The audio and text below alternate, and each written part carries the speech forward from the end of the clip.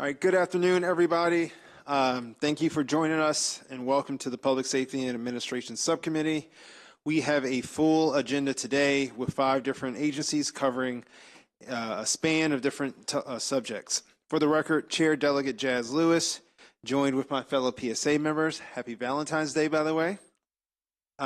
First up on the agenda is the Office of the Public Defender, which is charged with providing legal representation through our judicial system for those who are unable to afford an attorney. We are also joined by the State Archives, which is responsible for holding information and important records from all branches of government and is one of the largest state archives in the nation. Next, we are joined by the Department of Public Safety and Correctional Services for 2 different divisions within their department, Community Supervision and the Police and Corrections Training Commissions.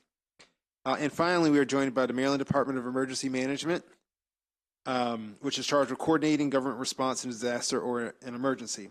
I want to thank the Department of Legislative Services analysts for their extensive work on their committee analysis of these departments. And now I'll turn to Jacob Palikoff to report on the Office of the Public Defender first, and then we'll welcome the Public Defender for remarks.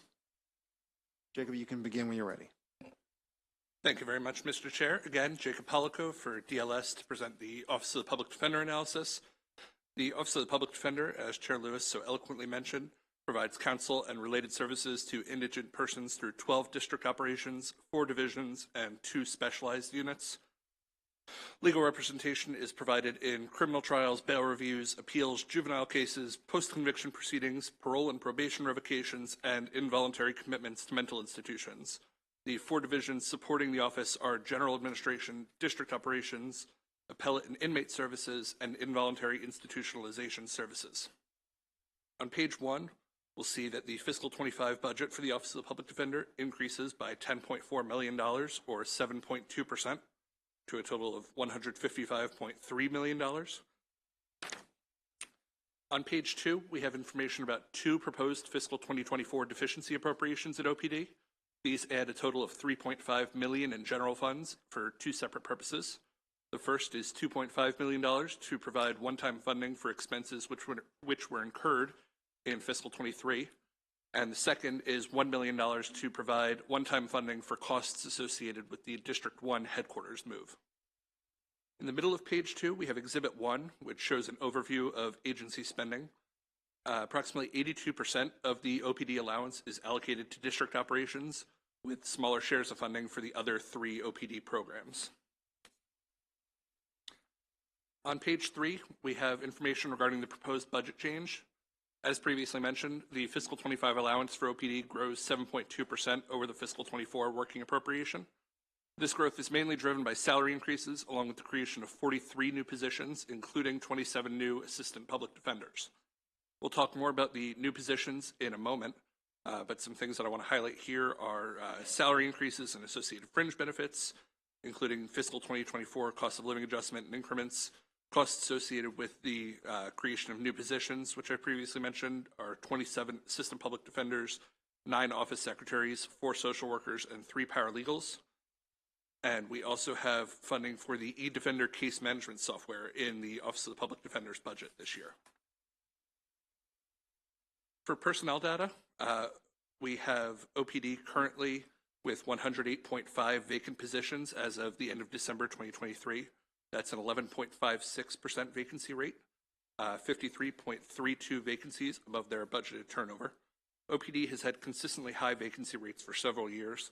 Of the 108.5 current vacancies, 37 are positions which were newly created in the fiscal 2024 appropriation. The new positions present in the fiscal 25 allowance are in classifications which currently have high vacancy rates, which we'll talk about on page 5 in key observation number 1. As I've said, OPD has ongoing vacancy issues. They've had vacancy rates of several percentage points above their budgeted rate for several years.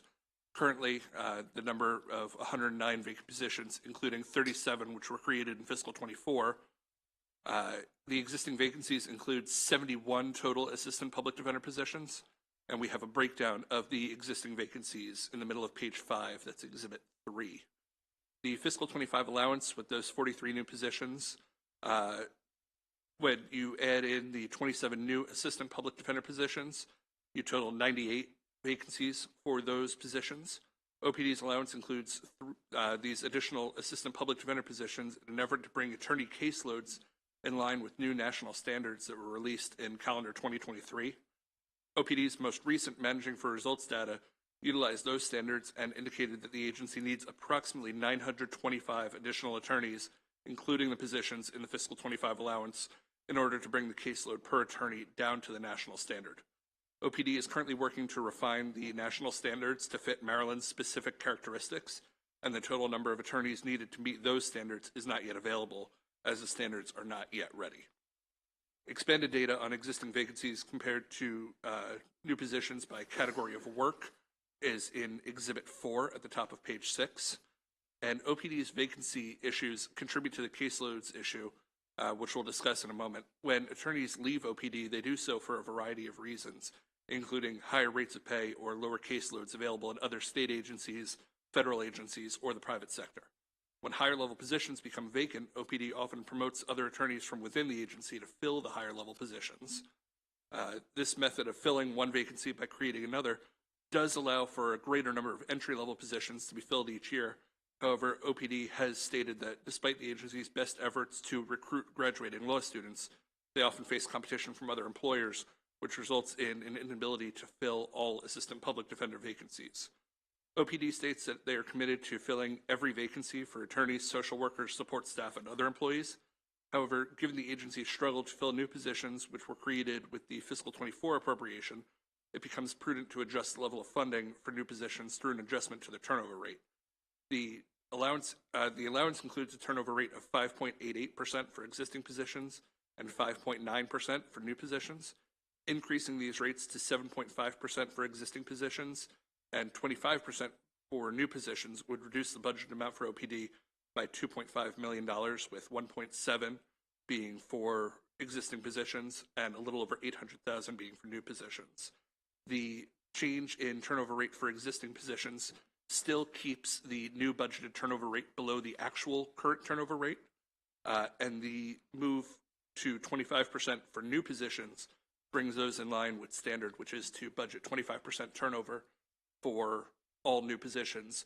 So there's 3 months at the beginning of the year to have those new positions created, recruited, interviewed, and hired. So therefore, the Department of Legislative Services recommends that the budgeted turnover adjustment for OPD be reduced by $1.7 million for existing regular positions in order to align the budget amount more closely with the agency's current vacancy rate, and by $816,719 for new regular position salaries in order to account for the time needed to fill newly created positions after the start of the fiscal year. Key observation 2 begins on page 7. We have case numbers remaining below pre-pandemic levels. OPD has experienced a decrease in the total number of cases that it handles annually since the pandemic. Between calendar 2014 to 2019, OPD represented defendants in over 200,000 cases per year, with the exception of calendar 2017, where they were just a touch under 200,000. OPD converted reporting data to fiscal years beginning with fiscal 21, and as we'll see in Exhibit 5 in the middle of page 7, January through June of 2020 are captured within fiscal 2021 for reporting purposes. Since fiscal 21, OPD's busiest year was fiscal 2022, where representation was provided in 127,660 cases. The decrease in the number of cases per year has allowed OPD to decrease its usage of panel attorneys, which reduces the total amount of fees that the state pays private attorneys to cover cases OPD is unable to handle.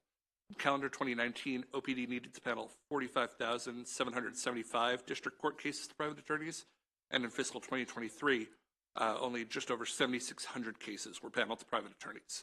Similarly, panel attorney usage in the circuit courts decreased from 6,879 cases in calendar 2019 to 2,208 in fiscal 2023, and panel usage in juvenile court similarly decreased. Should the total number of cases in OPD takes on in a year increase the levels seen in calendar 2019 and prior, OPD should consider how to effectively balance the number of attorneys in regular and contractual positions with the use of panel attorneys in order to be as fiscally responsible as possible. Number 3 begins in the middle of page 8. That's key observation number 3, where we'll talk about OPD's new caseload standards, indicating that they lack necessary personnel, as we previously discussed, Beginning with fiscal 2024, OPD is utilizing nationally recognized caseload standards from a group consisting of the American Bar Association, the RAND Corporation, and the National Center for State Courts. This is to calculate standard workloads for their attorneys.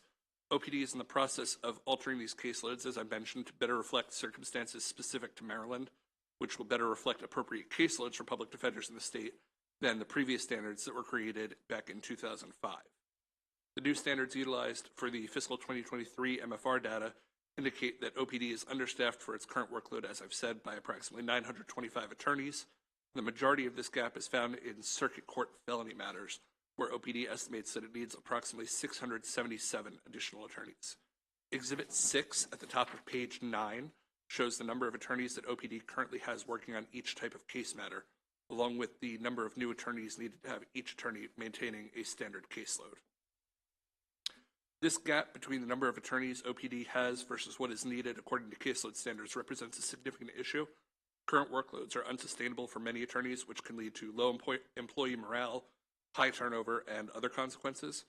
The agency's high turnover can exacerbate the existing problem of large caseloads, which then in turn leads back to increased turnover. OPD's recruitment and retention methods should be a subject of focus for its administration. While utilizing the full number of allocated positions will not completely solve the problem of high caseloads, being fully staffed with the currently available positions would decrease caseloads for all attorneys. DLS recommends the adoption of committee narrative requesting a report on attorney hiring and retention in fiscal 2019 through 2024 and average attorney caseloads in fiscal 2024. On page 10, we have the operating budget recommended actions.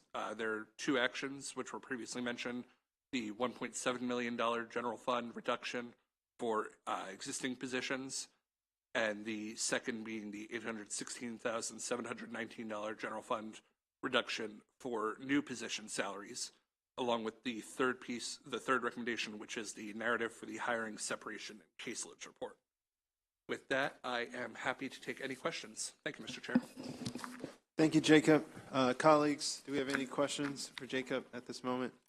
Seeing none, thank you so much for your analysis. We will move over to the Office of Public Defender for your feedback, and welcome. Good afternoon, Chairman, members of the committee. I am Natasha Dartigue, State Public Defender. Thank you for the opportunity to address FY25 budget for the Office of the Public Defender and to respond to the Department of Legislative Services FY25 budget analysis. I do wish to recognize the DLS budget analyst, Jacob Polakov, for his thorough and insightful analysis. Seated with me today at the table to my right is Keith Lottridge, Deputy Public Defender, and to my left, Thaddeus Hubbard, Chief Financial Officer for the Public Defender's Office, who is in his role for only a short 30 days thus far. I do want to take a moment to thank Kathy Mattis, our former CFO, who's retired from state service, who poured a great deal of work in terms of helping to develop the budget and poured into OPD over the years. While OPD senior management has been successful in advocating for new positions in FY25 for an agency that has been under-resourced for decades, I say respectfully, it is not enough. And please do not mistake my advocacy today for any lack of gratitude, but it is a sounding of an alarm for the people who work at the Office of the Public Defender. As my deputy and I made rounds and sat down wherever possible with individual members of the House and the Senate, the reality of the fact is that we are all public servants, and through the work that we do, each division, department, agency is extremely important to the people of Maryland. So I had to ask myself, how does one agency distinguish themselves from the rest, especially in a sea of dedicated public servants? And I could tell you 940 reasons, each one from a current OPD employee, but I will not. But it is important that we ground these conversations. And I say to you that public defenders are first responders of the legal space. We play a crucial role in the criminal legal system. Like first responders, we are called to the scene of an emergency. We are called to represent clients in court immediately after arrest. We respond to individuals in their deepest, darkest moments of fear and uncertainty. We provide legal representation to individuals who have no other means to attain an attorney. We provide round-the-clock availability. 24/7, we are handling matters and providing counsel. We respond to emergencies and address the legal needs of our clients. Like first responders, we are engaged in crisis management and provide immediate assistance.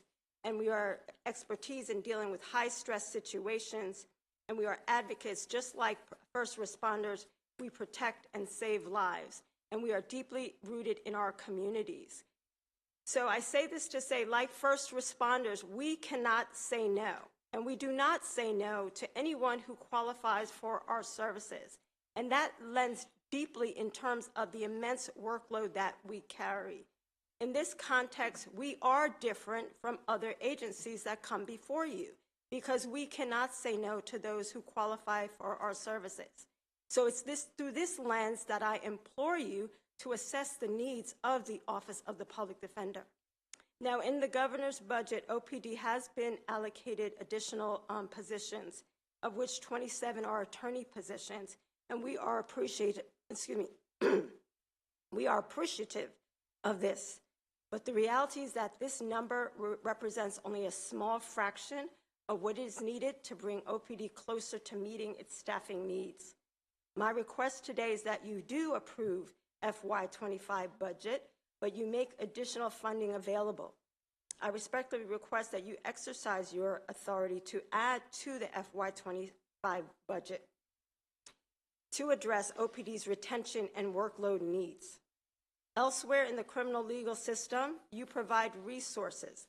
I am requesting that you provide OPD parity with those investments made, for example, in the judiciary and with prosecutorial offices throughout the state. I make special note that unlike the state's attorney's offices throughout the state that receive funding from their respective jurisdictions, OPD does not receive additional funding from the independent jurisdictions. And we represent individuals in all 24 Maryland counties, and we have a total of 52 offices statewide.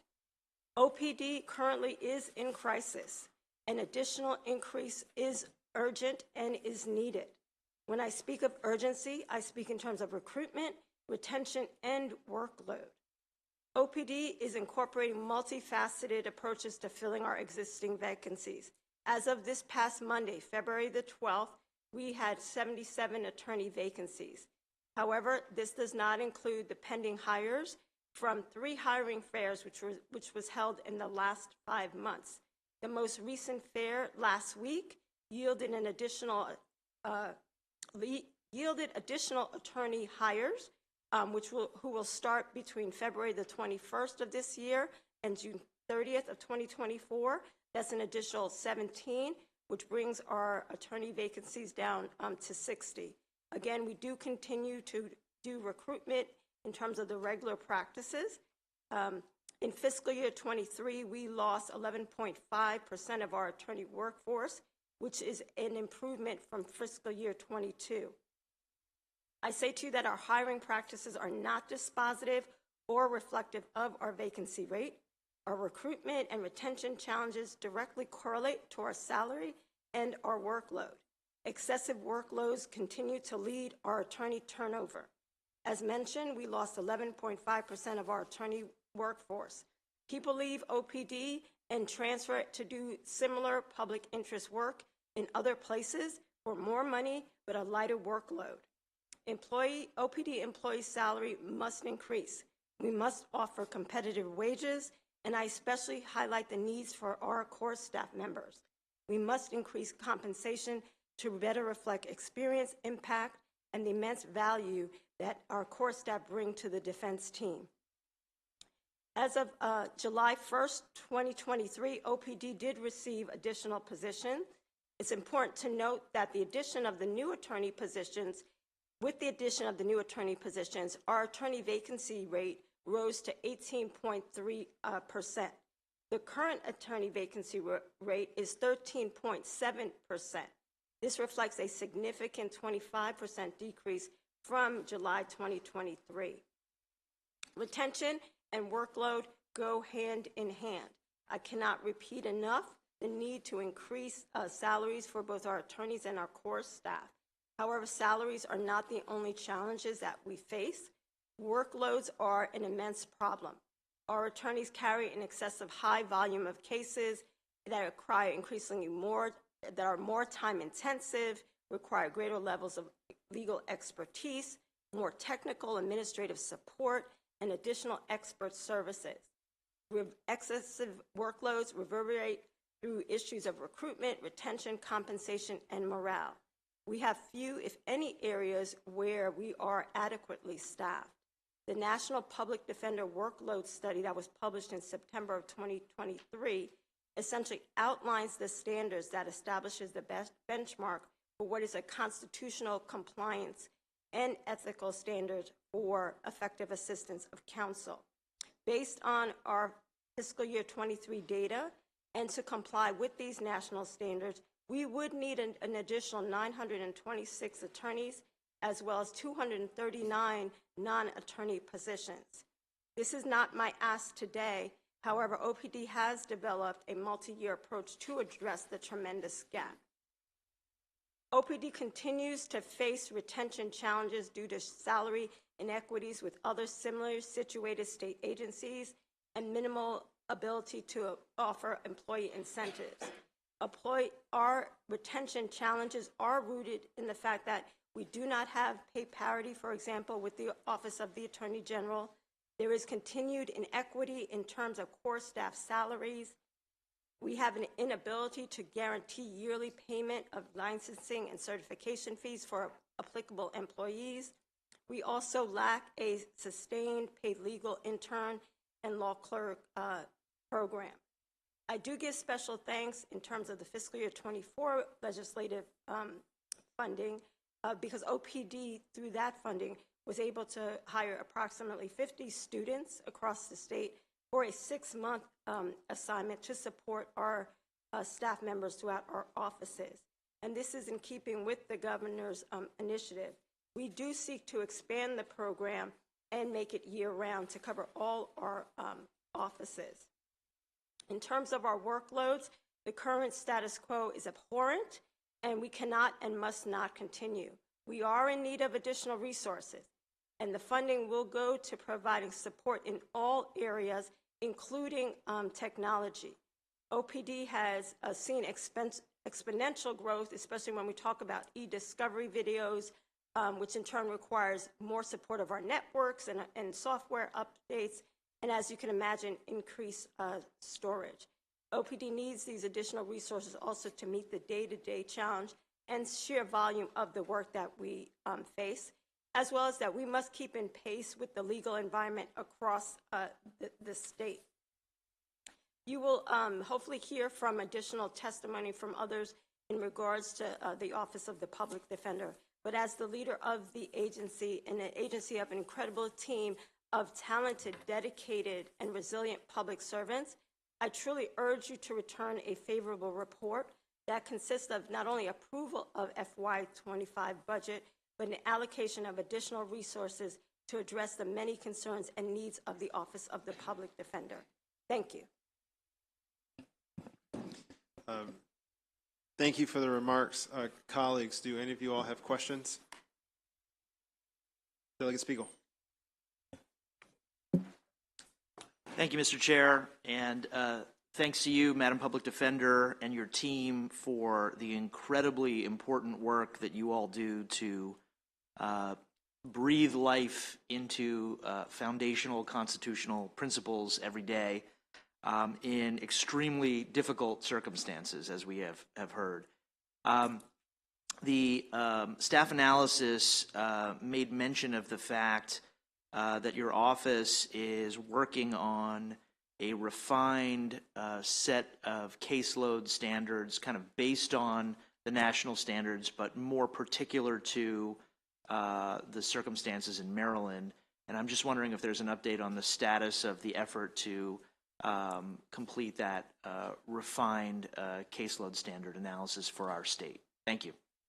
So we are currently in the procurement process. We expect a vendor to be identified by the end of the summer. Once identified, we do anticipate the actual process, the study, to take approximately 18 months. Thank you. Thank you. Thank you for the question. Kind of following that train of thought.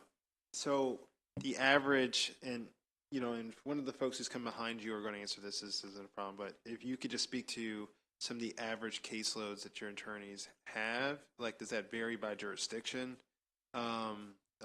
That would be helpful for us to know. So I do want to emphasize an important distinction, which the workload study did not look into, is essentially the various practice in Maryland. The workload study only looked to the adult practice, which is essentially the circuit and district court.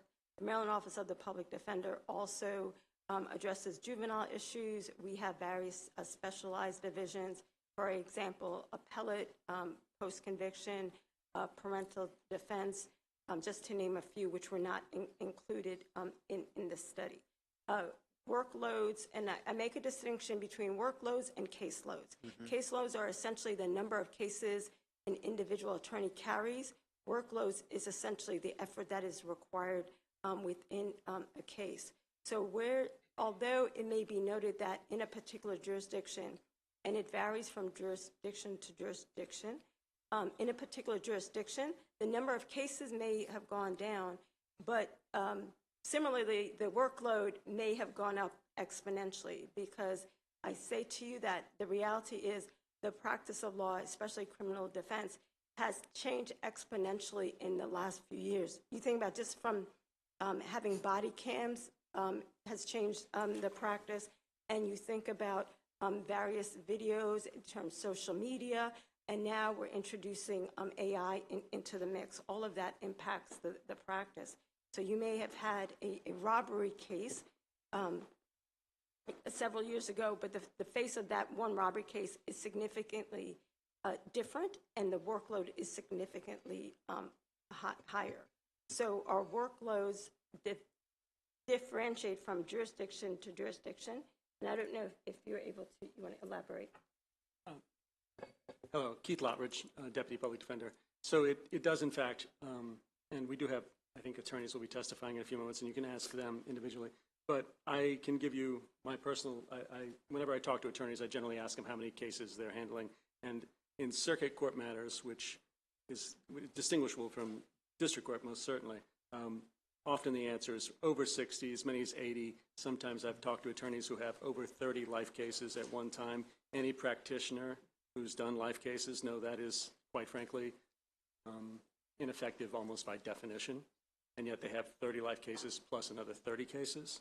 So our workload and caseloads are, quite frankly, and we should use the term workload because it is appropriate, beyond anything that could be considered sustainable. But I would ask that you ask the attorneys coming up, because I have the feeling they'll be more than willing to share what they're carrying and what that means to their life at this time. As far as district court, the numbers are much higher. And again, as Madam Public Defender was saying, each case is much different than it was 20 years ago.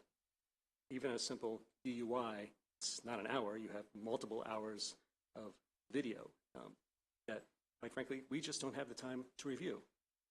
But ethically, we're required to do so. I appreciate the response, because with the advent of technology, new challenges, also new opportunities. So I know you have a new case management system that was referenced in the analysis, but I was just wondering, are there other ways you guys are leveraging operational efficiencies through technology or anything else that you could speak to? So essentially, improving technology is always a space where we are in need, because as we all know, technology evolves so very, very quickly, and in some spaces where our systems are very antiquated. And the other challenge that we have is that receiving information now is essentially all by way of email or Dropbox, and we're facing issues in terms of cloud storage, especially with our felony cases. We are essentially required to keep that information for a minimum of about 50 years.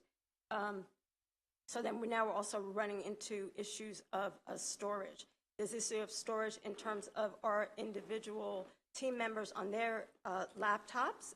As you're receiving, you think about all the body cam and the video for each of the cases. So there's challenges in terms of storage on the individual systems, as well as storage for the agency for all the cases that we handle. Yeah, this gets to, and I won't hold this here because we have 4 other agencies to get to, but I will say just a few years ago, I bring this up because we have talked extensively about the significant costs as relates to body cam data and other data that just bears down on our police departments, state's attorney's offices, office of public defenders needing access. And I think this is a question we need to keep looking at and diving at. We did pass legislation to do a master contract for body-worn cameras. That's just on the physical equipment. At that time, we did not go towards addressing the storage piece. I would say it is my belief that I think the state should put together some way of storing this data in mass for a lot of these entities, just because it would be cheaper, frankly. But we'll circle back to that. Are there any other questions? Delegate McComas? Thank you. Do you feel you have enough support staff? Okay. Well, where I'm getting at is I don't know if, okay, let's say you have a DWI, okay, and the guy acknowledges that, yeah, I to his attorney, yeah, I was drinking. At that point, do you still have to ethically look at the cameras? Okay. Absolutely. That's what I was wondering, that because Absolutely. Some people, you know, they'll fight to the last tooth, even though they know they're guilty versus, you know, I mean, that's versus somebody that, you know, honestly was not drinking. So I just was kind of curious, but evidently you feel you need to do that in every case, no matter what the person says. Regardless of culpability, we are required, and we do review all evidence. So simply because an individual says, I did it, we do review all the evidence and are required to do it. I would say that we don't have enough core staff, support staff help. And that's another part of the team that is extremely important. And simply by increasing core staff would also significantly help in terms of the workload. What we see happening because of lack of core staff, our attorneys are also not only engaged in the legal work, but then the other non-legal administrative work they are also required to do because of the small number of staff. Other quick question, Sure. Mr. Chair. When you're, do you have it kind of divided down? Okay, this is the courtroom time that's spent by the attorney. This is the prep time, and then this is the time that, let's say, someone else could be doing it. Let's say reviewing the video, or does the attorney have to do that? I mean, in other words, if he could have, let's say, a paralegal review it, and then they say, hey, you know, I want you to see this particular piece. That's kind of saving him some time, but you don't have that ability to have somebody review that recording, right? So you're taking an attorney with all this background looking at this tape when you could have, you know, if money was no object, you could have the paralegal do it. So yes, the paralegal would provide an important support. And using the example of the body cam, at a minimum, you would be required to look at the body cam 3 times, right? The first time to see, okay, what is going on. The second time to take notes. And the third time really to make sure what you thought you saw, you actually saw. So having a paralegal look at the body cam would decrease the number of times you would have to look at it. Does in fact save time. Thank you. Thank you so much. All right, if there are any pertinent questions for this public, we can always have continued conversation offline. I thank this panel. We have a couple others who are here to testify that I would like to call up. Thank you. Thank you so much. Christopher Malahan, Davon Love, Here's a beautiful struggle. Kendra Dove, Ask Me Local 423, and Cassie O'Neill. Good to see you, Cassie. I'm also asking, Cassie and I went to college together.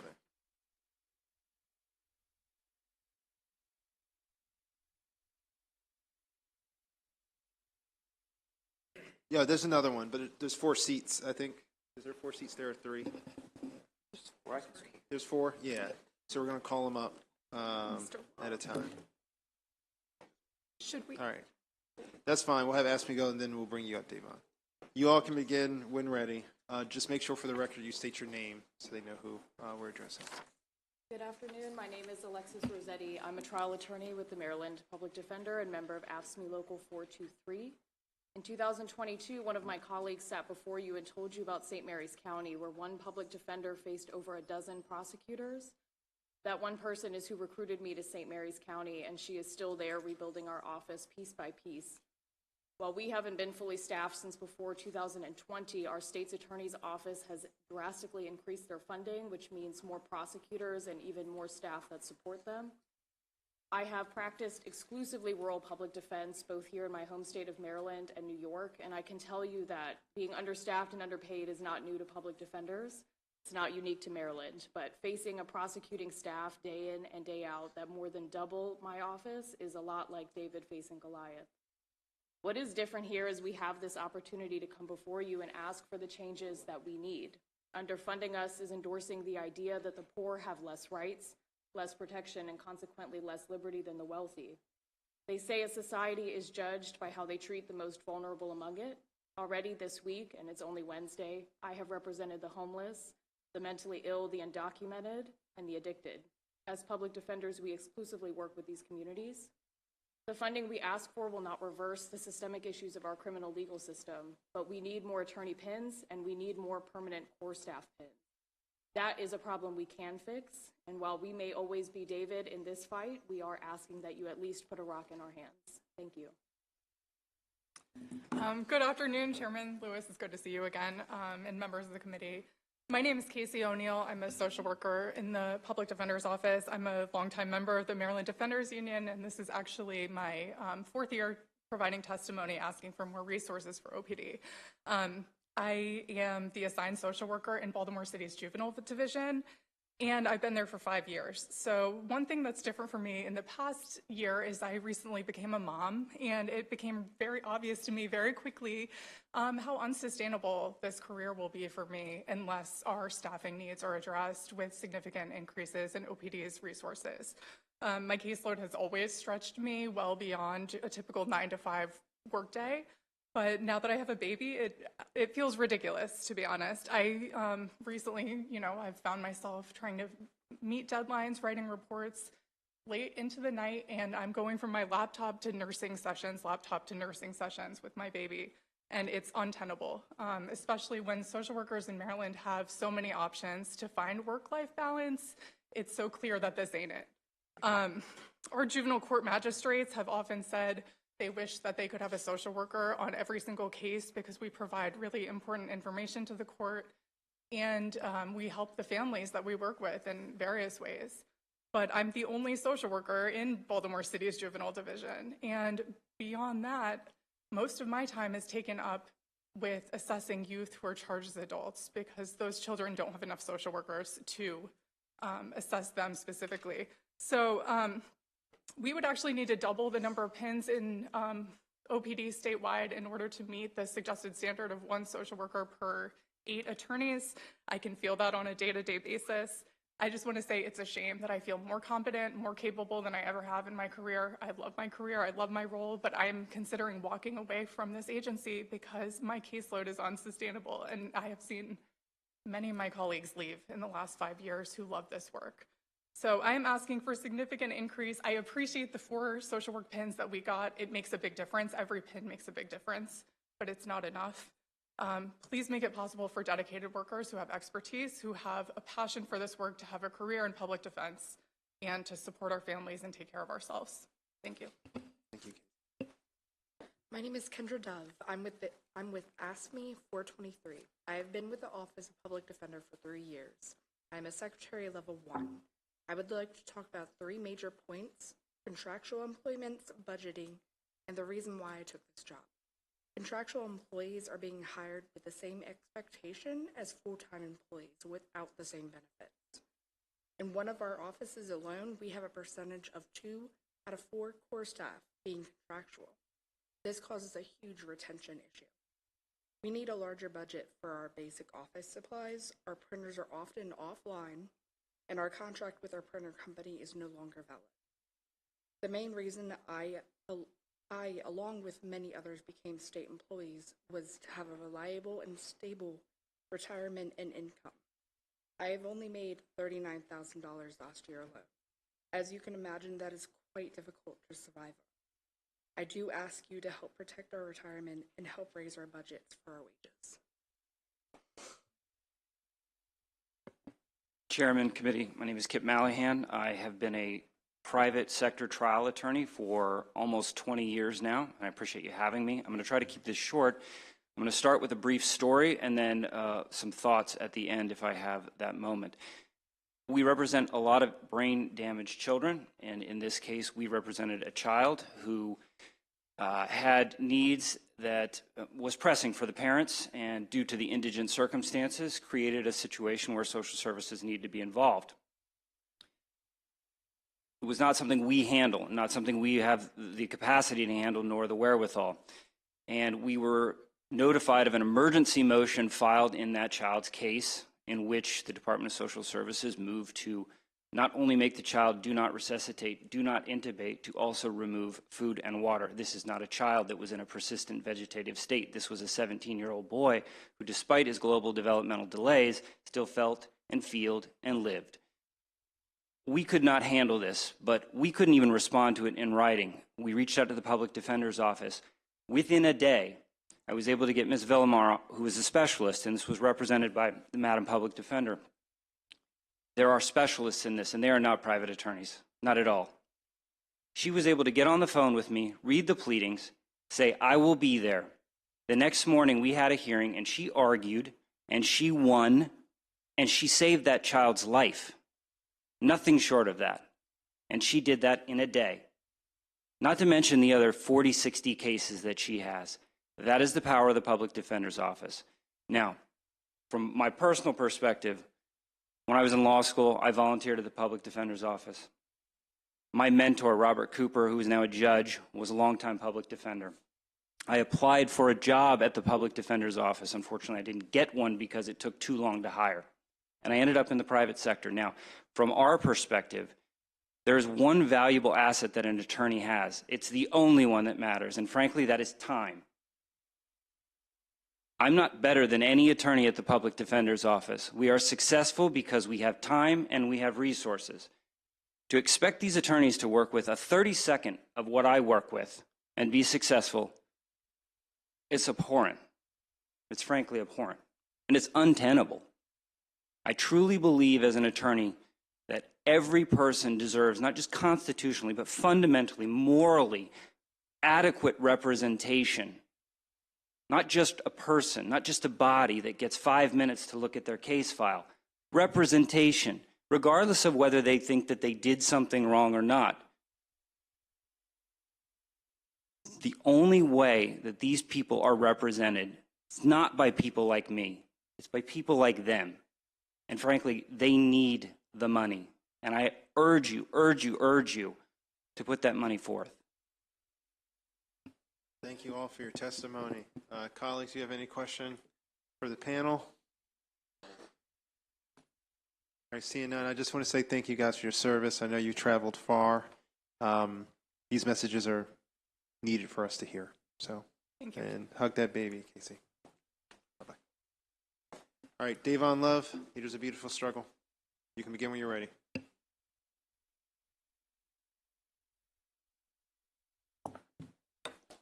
All right, good afternoon.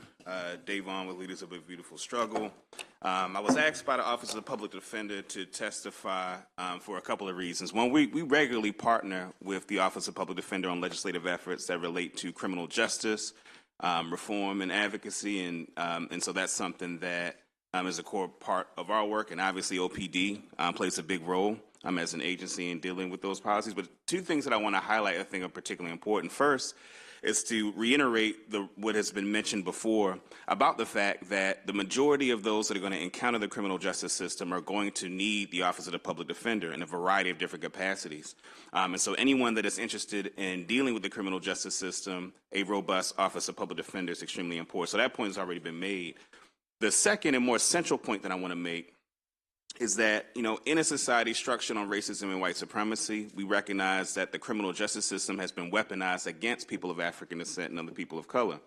And and that may be politically controversial to some, but this legislature has taken moves to address, some of those harms. So whether we're talking about expungement, whether we're talking about police accountability reform, pretrial reform, the Justice Reinvestment Act. So this legislature has taken steps to address the harms done by the criminal justice system, right? And so as a legislature that has made policy in this direction, a lot of the work to repair the harm done by the criminal justice system to, again, majority Black and brown folks has to be operationalized by the Office of the Public Defender. So again, whether we're talking about expungements, right? Whether we're talking about protecting the community from police overreach and misconduct, these are things that the Office of Public Defender will be crucial to operationalizing the remedies that this legislature has recognized as needed for the harm done by the war on drugs and the criminal justice system.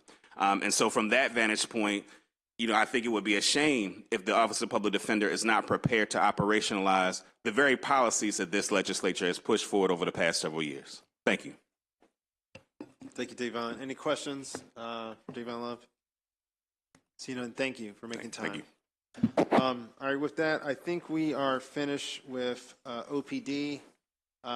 We will move then, Jacob, to the State Archives, since you're already sitting there. And you can begin your analysis when you're ready. And then we will have Ms. Bachman begin.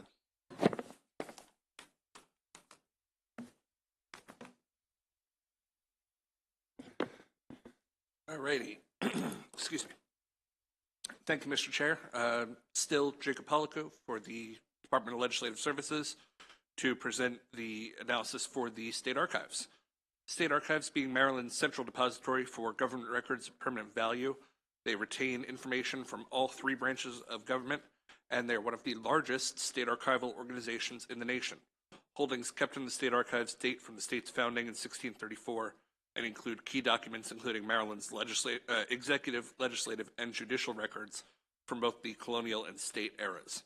They also maintain custodianship over more than 3,500 paintings of value and other works of art owned by or loaned to the state. State Archives provides for the acquisition, preservation, and proper care of these items, and these endeavors cover more than 400,000 cubic feet of materials. The State Archives also provides access to key public records online and in person at their headquarters in Annapolis. On page 1, we see the fiscal 25 budget decreases by $167,982, or 1.6%, to a total of $10.6 million. We can then turn to page 2.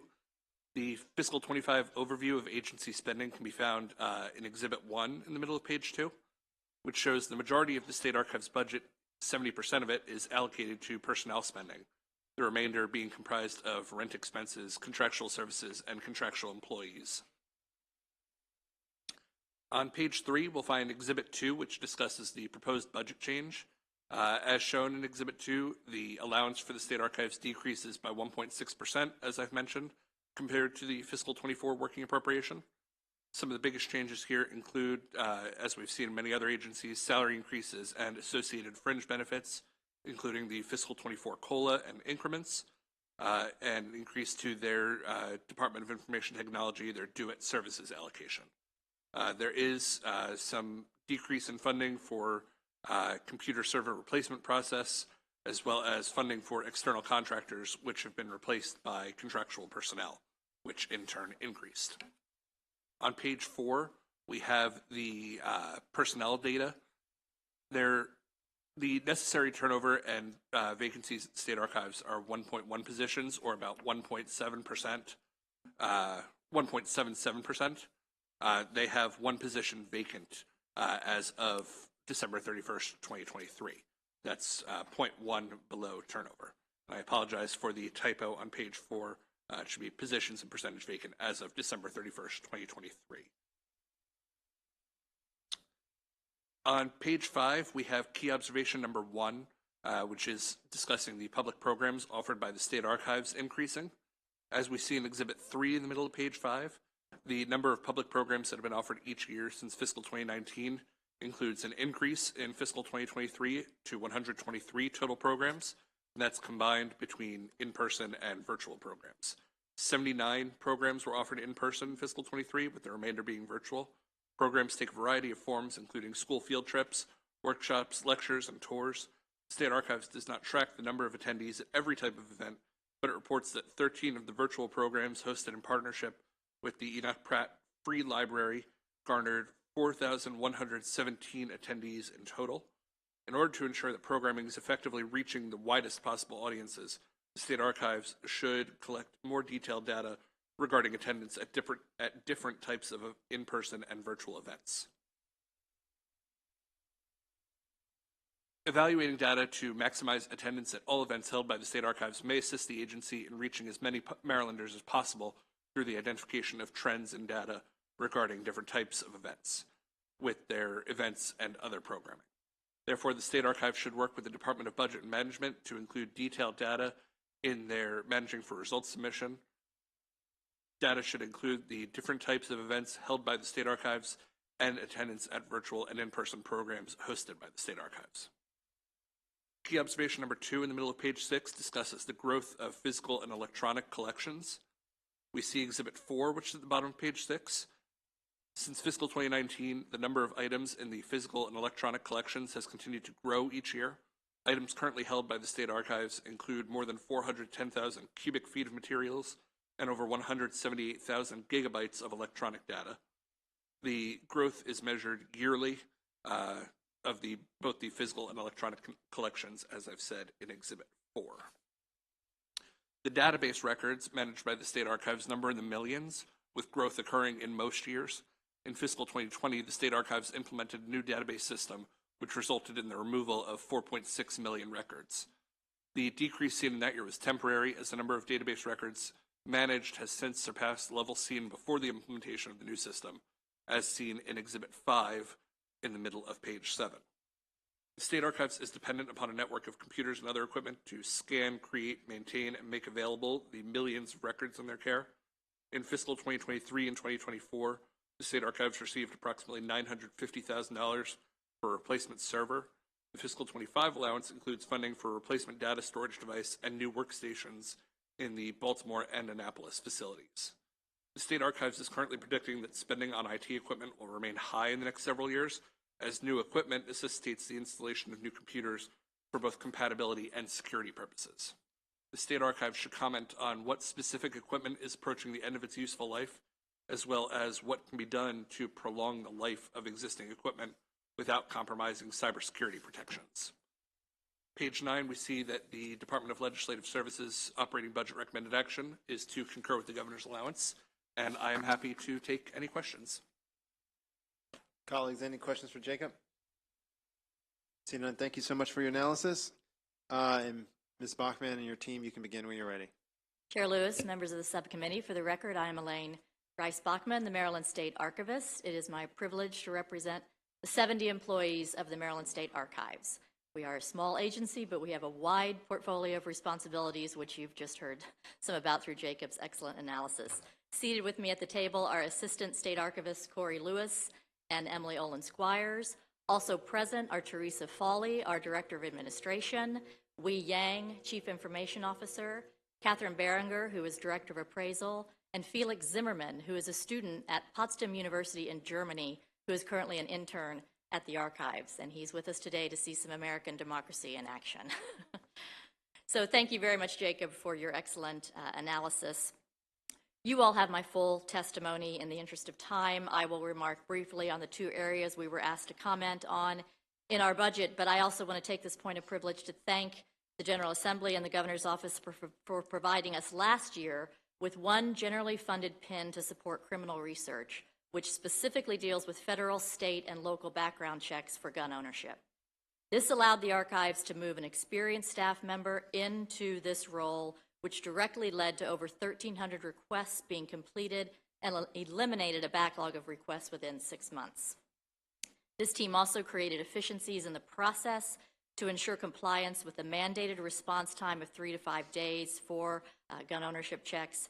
Proactively, this team has added additional duties, including the handling of expungement requests and taking criminal records requests from the public that require in-depth research. So thank you. We have put that funding to excellent use on behalf of the people of Maryland. We were asked to comment on public programs. There's some concern about how we report attendance, and we will consider new ways to track that, but we are also planning to work with DBM to consider updating our MFR measures to be more meaningful in terms of how we really fulfill our core mission of supporting the public. And in the written testimony, we presented the statistics for just in a fiscal year of what kind of public interaction we have, but I think they bear repeating that our staff hosted 3,072 in-person visits at our facility, 31,952 virtual reference sessions via email and telephone, and filed 12,836 record order requests. Coupled with our group presentations and other educational programs, these efforts result in another 47,860 personal outreach points by our staff to the public. And that is really only a partial accounting because many more people see our exhibits in the State House and enjoy the art displayed and interpreted around the complex. The second request for commentary is far more critical in terms of budget planning, and that is to address the life cycle of IT infrastructure, what we are doing to prolong the life of this equipment, and what are the needs and costs for replacements and upgrades, and what are the risks of not replacing that, both to our core mission of records preservation and access, but also to cybersecurity. We provide very specific information in our written testimony about the IT equipment, but the simple answer is that electronic records, while they may seem more efficient in terms of physical space use, require a lot more care and feeding than the traditional paper records. And just as an example, a box of paper records on a shelf could be maintained in perpetuity, barring any natural disaster or fire and flood, with very little interaction or care and maintenance. Electronic records must be checked. They must be maintained on a regular basis. They must be shifted to new equipment and updated in order to preserve them, in order to make sure they are still accessible in perpetuity. So as we, as a government, move toward a paperless government, we must be prepared at the archives to take in all of those records that will be deemed permanent. Not only intake them, for the agency creating them, it's not just the intake, it is the permanent maintenance of those. And that is going to require a much more robust IT infrastructure over time. With that, I would be happy, I want to note another thank you for the funding that we did receive last year to replace one of those servers. That allowed us to replace the server. You'll see in the 5-year sort of plan that we've put into our written testimony that now puts us on a rotation where in another year we'll replace another server. Those 3 servers that we maintain then get on a 5-year rotation of needing to be replaced. So it's initial funding needing, but it's continual. And as we see the costs for that IT equipment grow, sometimes 20 to 30% as we've seen in the past year, it's going to get more expensive to replace those if we delay. And as for prolonging the equipment we have, it's essential to have updates, software updates. Certainly we're applying those, but that's a temporary solution. Ultimately, the equipment has to be replaced in order to make sure you can install all those security patches and preserve those records on the servers. So with that, I will take any questions that you have. Thank you. Thank you. Colleagues, any questions for State Archivist? So I actually have one. The cloud system that's referenced here, do you guys host that yourself, or is that through some type of consulting arrangement?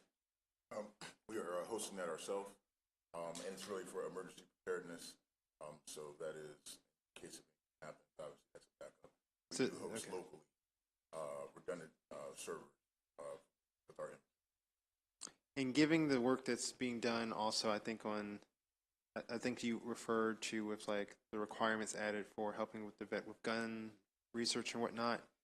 I'm assuming then on the security side, it has to, sorry if this is in the weeds, but the security related to that cloud storage is connected to the federal standard, I imagine? Yes, absolutely.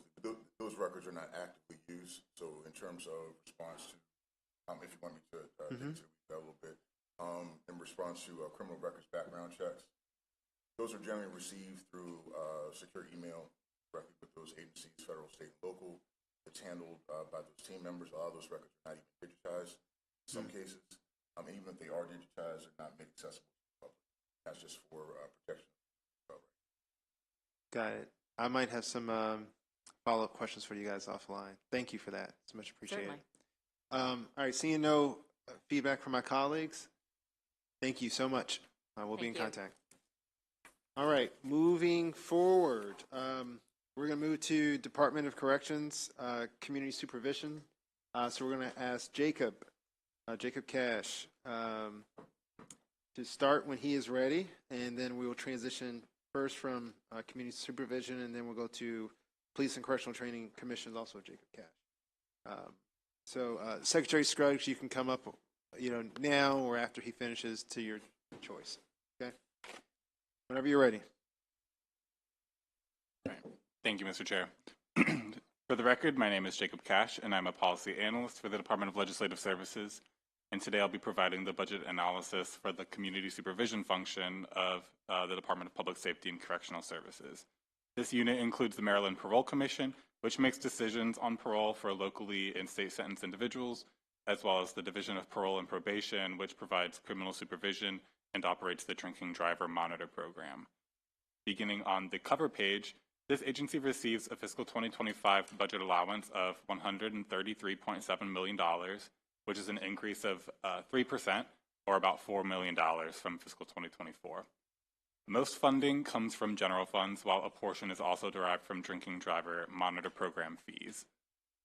In the middle of page 2, I'd like to point out progress made with special funds set aside from the dedicated purpose account for fiscal 2023, which is the most recently completed fiscal year. Those funds have been encumbered through an existing relationship with researchers at the George Mason University, and their team has been currently reviewing the DPP risk and needs assessment tools that will be subject to an issue a little bit further in my presentation. These dedicated funds are meant to support literature reviews and implementation of a deep dive study for 10 individuals to understand the factors involved in their crime, as well as the creation and examination of an intervention strategy specialized for such individuals. Joining me on page 3, the allowance is broken out into the constituent parts that make up that $133.7 million budget. The majority of funds go to personnel costs for the approximately 1,152 regular employees, 933 of which are parole and probation agents or drinking driver monitors, which we collectively refer to as community supervision agents. There are fewer administrative costs in this agency compared to other agencies in the department based on the style of remote operations that community supervision agents specialize in. But there is a larger proportion of services for those under supervision, including $1 million for sex offender rehabilitation services, $1.4 million for substance use disorder treatment and testing services, as well as agreements with local agencies for drug court, employment aid, and housing aid. On page 4, Exhibit 2 shows the budget change of $3.9 million. Most of that increase is from salary increases and fringe benefits related to the 2024 cost of living adjustments. Turnover was rebudgeted at 11.8%, and that reduced funds. However, vacancies actually improved to 8.5%. So while that balanced out the personnel increase, that could put the agency in need of some additional personnel funds to cover anticipated shortfalls. One of the reductions that I would like to point out is the removal of funding for the Threshold Transitional Housing Contract in Baltimore City, which was subject to a budget issue in the DPSCS overview analysis. That program has not been functioning since the pandemic, and the funding hasn't been used in the past few years, so this reduction is more of an alignment to reality rather than a policy decision to cut that funding. On to personnel, there's a gain of 7 positions on net, which includes the removal of 3 administrative support positions and the addition of 8 new social workers and 2 new supervisory social workers. Exhibit 3 on page 6 shows the number of filled positions over the past 2 years and the vacancy rate for community supervision agents. There has been a sustained improvement over the past year that brought vacancies to the goal that they stated in their numerical hiring goals report of 8%. The first key observation for this analysis is that probation cases rose by 7%, or 4,665 total cases referred in fiscal 2023. The cases remain below the pre-pandemic levels, but in Exhibit 4 on page 7, or you can see how those have changed over time. The second key observation is seen in Exhibit 5 on page 8, and that is that caseload ratios have slightly increased or worsened in the past year, although that's inconsistent across the state. This is what we would have expected with a slight increase in cases, but not as high as it could have been because, as I just mentioned, the vacancies have improved. By region, there was a stark difference in those trends. The West region saw improvements, and they've improved to levels they haven't had since we started tracking these caseload ratios. The Capital region saw an increase, though, in their caseload ratio to rates that we haven't seen since before the pandemic. For the Capital region, that ratio was 87 cases per agent. The statewide average is recommended to be closer to 82%, 82 cases per agent. While using the active case data provided in the 2023 caseload report, the Capital region should be closer to 67 cases per agent rather than 87. So there's quite a bit of improvement to do in that region. And related to this, DLS recommends adopting that annual committee narrative requesting the detailed caseload data. Finally, the third key observation is an issue regarding the evidence-based risk and needs assessment tools. The division uses 2 tools, the initial risk screener, which categorizes individuals into one of 2 categories, either minimal risk or non-minimal risk, and the level of service inventory revised, or LSIR, which categorizes individual into the further risk categories ranging from low to high and including separate categories for those in the Violence Prevention Initiative and sex offenders. The current caseload breakdowns for active cases is provided in Exhibit 6 on page 10. Agents receive a mixed assortment of cases to balance out their workload, but the LSIR has been used as that classification tool and revalidated every 3 years, as have many other jurisdictions, and this is pretty standard, and the LSIR is used pretty widely. However, DPP is no longer using the LSIR for risk assessments. Instead, they're only using it for case planning now. The initial risk screener was modified in January of 2023 to categorize the individuals into the categories that the LSIR has been used to determine, as that initial risk screener was seen to be more stable and accurate in its predictions than the LSIR. The researchers from George Mason found that several deficiencies in this LSIR led to that decision to cease its use as a risk assessment tool, including the fact that it's an older generation tool that tends to overemphasize substance use problems and other areas, as well as inconsistencies in the supervision plans being properly matching up with the needs identified in the subsections of the LSIR. Those inconsistencies, the researchers found, were driven in part by those interviews falling far short of the 45-minute target. DPP is in the process of replacing this LSIR with a new tool, so they're in an interim period right now. That process has started in February, and they hope to have it replaced by the end of fiscal 2024. Related to this, DLS is recommending committee narrative requesting that DPSCS report on the transition to those new risk and needs assessment tools by November 1st, 2024. The 2 recommended actions for this budget are found on page 12, and if you have any questions, I'd be happy to answer them. Thank you, Mr. Chair. Thank you, Jacob. Colleagues, any questions for Jacob? Seeing none, Madam Secretary, your team, you can begin when you are ready.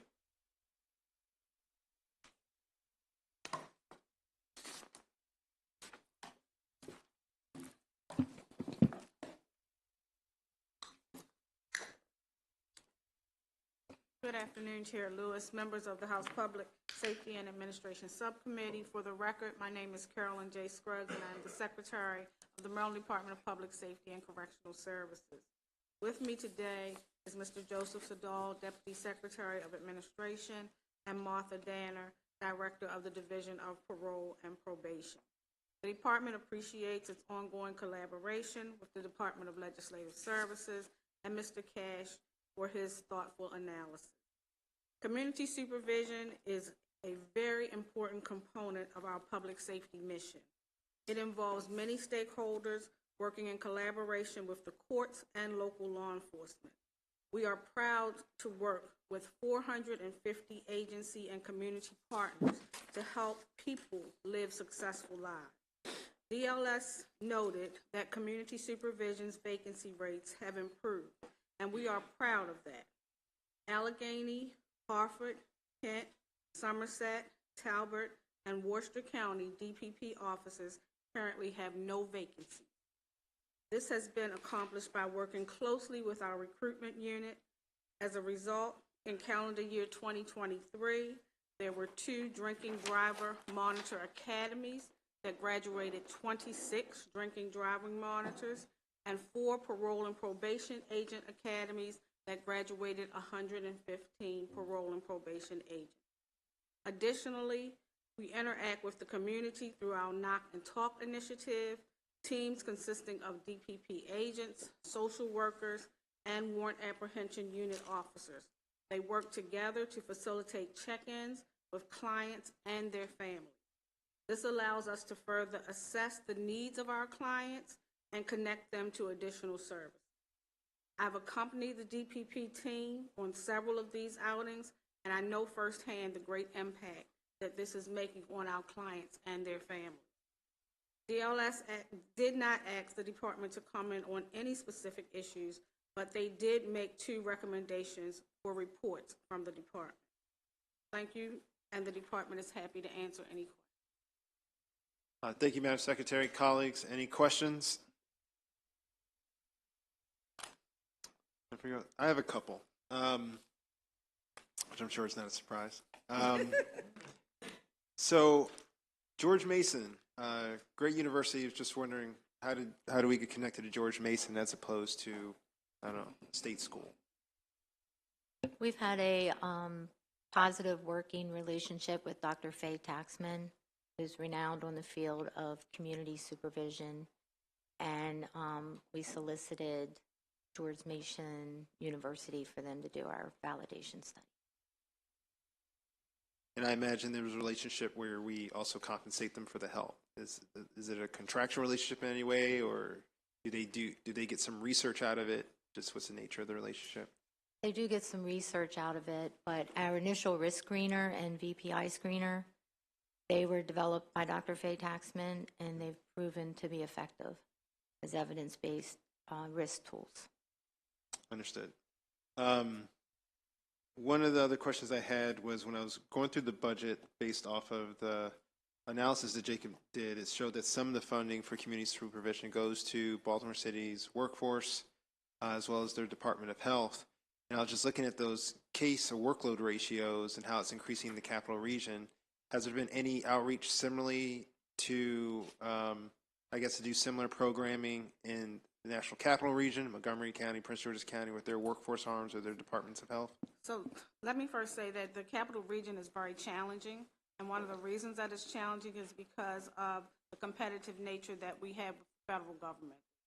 So we are aggressively reaching out in that area. We're doing recruitment just like we do elsewhere, but because of the other federal agencies there and the compensation by the federal government, it just seems to be a challenge for us to get people. We've actually had people leave us to go to the federal government because of higher compensation. and closer to their location of home. No, I can understand that. Our county governments deal with the same challenge of federal government, DC, Northern Virginia. We compete with each other.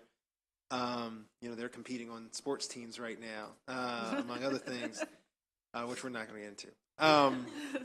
That being said, I would encourage the department to talk to the workforce development arms at the county level if we are not currently, about outreach efforts on how they can help with that. I know Employee Prince George's specifically would welcome the opportunity to work with the department to address those. We are working with Employee Prince George, thank you. Mr. Williams, and some of his team. Yeah, I'll follow up with Walter Simmons, who leads them, and we receive that.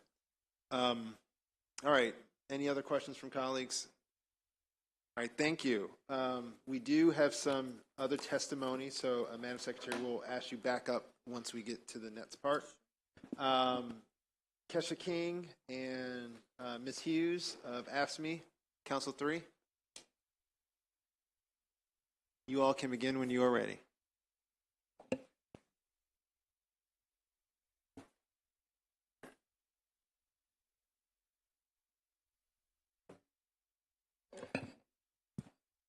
Good afternoon. My name is Keisha King. I'm a member of AFSCME Local 3661. I'm a senior agent for the Maryland Department of Public Safety and Correctional Services in the Division of Parole and Probation. I'm here today to garner your support to ask for increased funding to aid parole and probation agents across the state.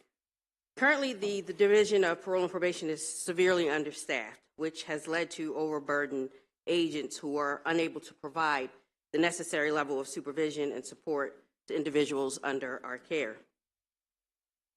This not only compromises public safety, but also places an undue burden on the dedicated agents who are tasked with an overwhelming number of cases. In Exhibit 5 of the agency's operating budget summary for the Baltimore region in 2023, the agency reported an average caseload size of 56.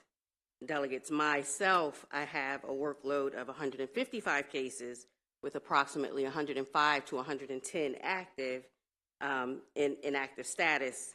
It is simply impossible in a 40-hour work week to manage the active cases and non-active cases that still require work. Additionally, I dedicate a full day as duty day agent with some of my colleagues manning offices as clerical staff and completing intakes for new clients in the absence of intake review staff. The single most effective and significant way to reduce caseload sizes to manageable levels is by increasing funding to hire and retain agents. Increasing funding is not only a matter of public safety, but also a matter of social and fiscal responsibility. I implore each and every one of you to support this funding increase ask for the benefit of our communities, our state, and its future. And I can take any questions. Thank you. After the full panel finishes, if there's questions, we'll take them. Thank you for your remarks. Good morning. My name is Taylor Hughes. I work in the Maryland Parole Commission as an office processing clerk.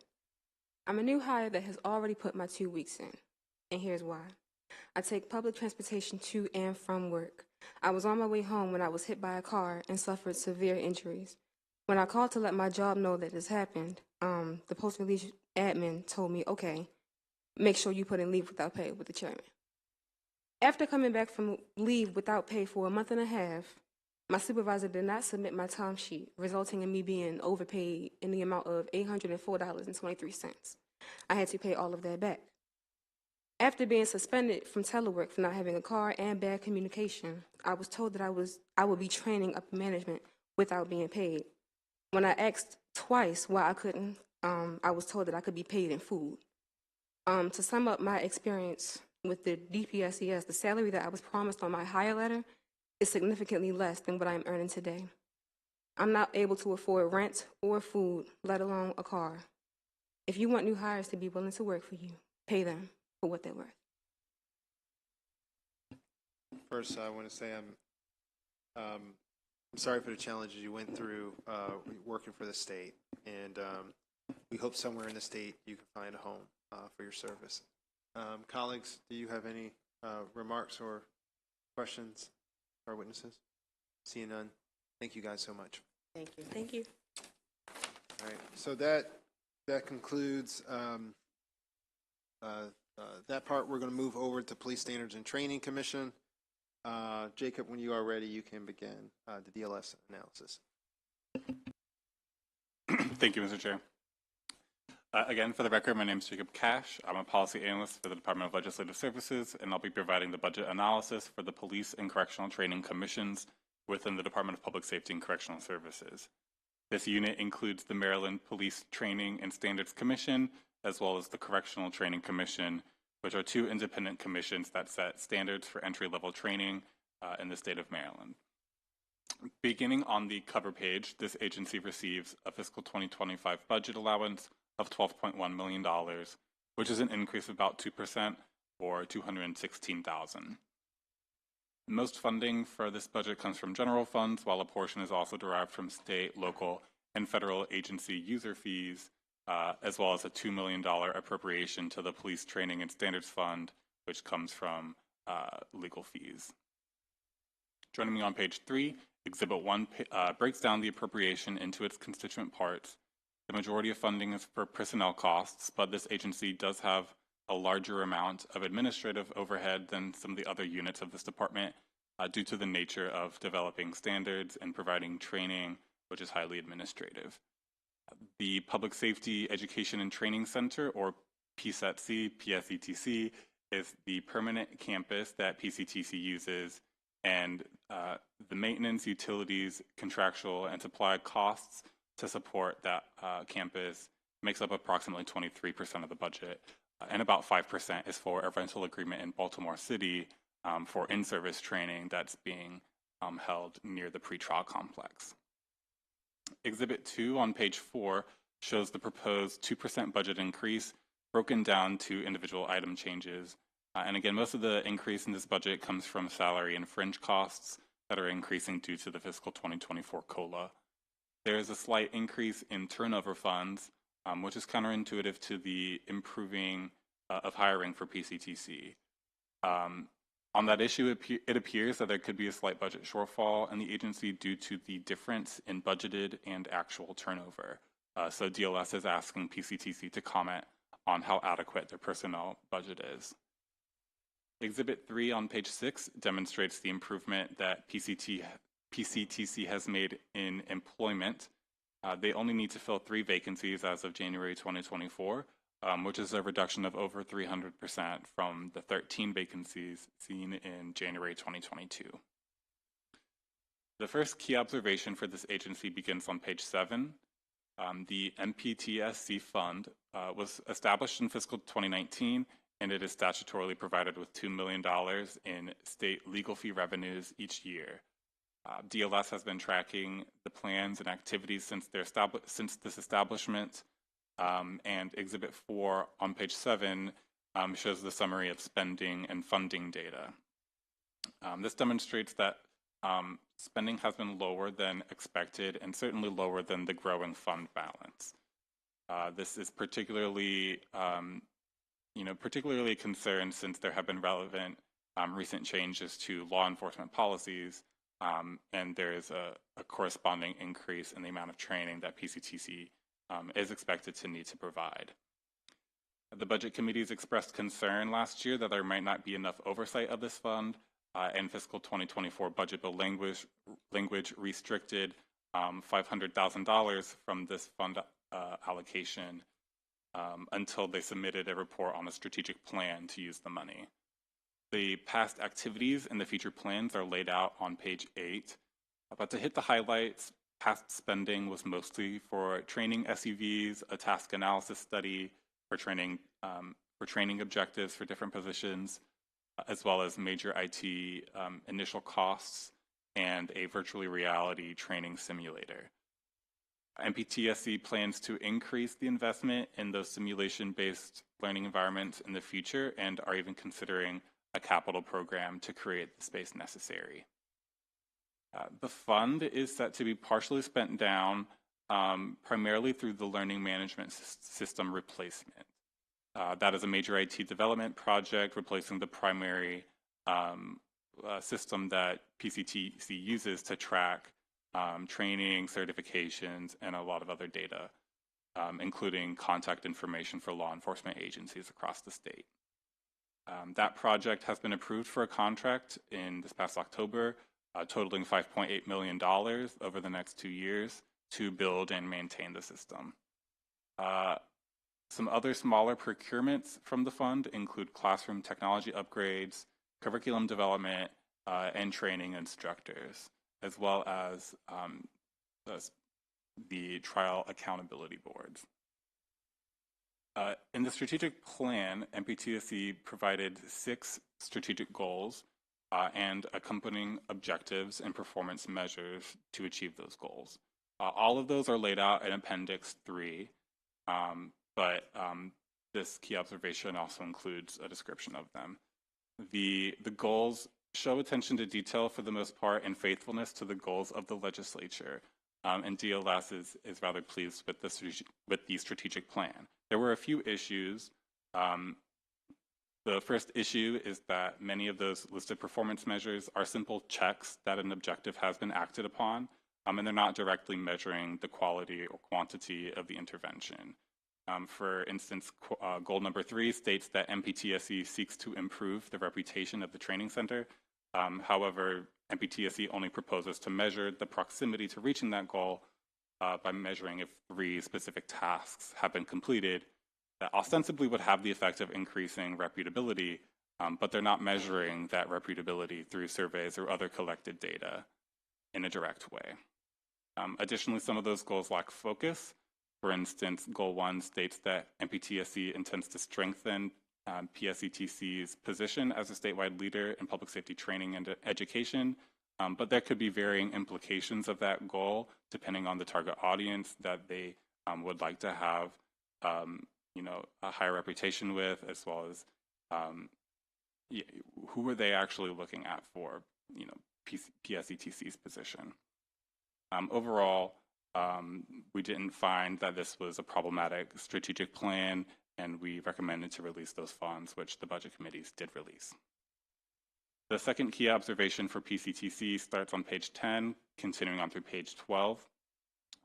Classroom utilization in general has increased slightly. Exhibit 5 on page 11 shows that there's been about 45% increase in non-state agency use of training space, so locals and federal agencies mostly. And Exhibit 6 on page 12 shows that skills area use slightly declined, which is a good thing because those spaces have been overprescribed in the past, limiting or delaying who can receive their training. Classroom utilization also increased mostly due to those non-state agencies that I mentioned in the previous exhibit, and simulation and lab space was used about the same in fiscal 2023 as 2022. In conclusion, DLS recommends concurring with the governor's allowance, and I'm happy to take any questions that you might have. Thank you, Jacob. Colleagues, any questions? Seeing none, we welcome Secretary Scruggs and whoever from your office you'd like to bring up with you.